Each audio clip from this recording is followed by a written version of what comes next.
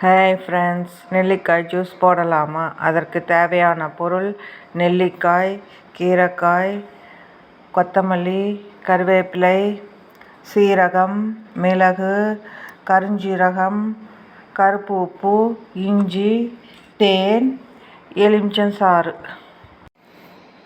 இதெல்லாம் தண்ணி ஊற்றி மிக்சியில் போட்டு ரன் பண்ணிக்கோங்க. பிறகு வடிகட்டியில் வடிகட்டி கொள்ளவும்.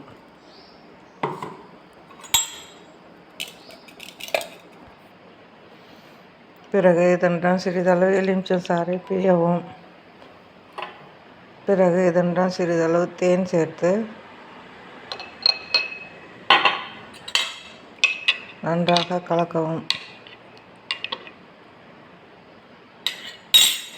சத்து நிறைந்துள்ளது.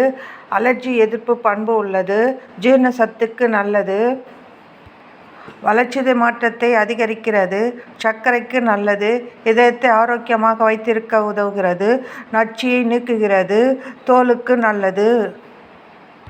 கருஞ்சீரகம் உடலில் சோர்வை நீக்கும். சளி, இருமல் மற்றும் தொற்றுக்களை தடுக்க உதவும். சிறுநீரக கற்கள் மற்றும் அதனால் ஏற்படும் வலியை போக்கும். மூச்சுக்குழாய் பிரச்சனையை போக்கும். உடல் எடையை குறைக்கும்.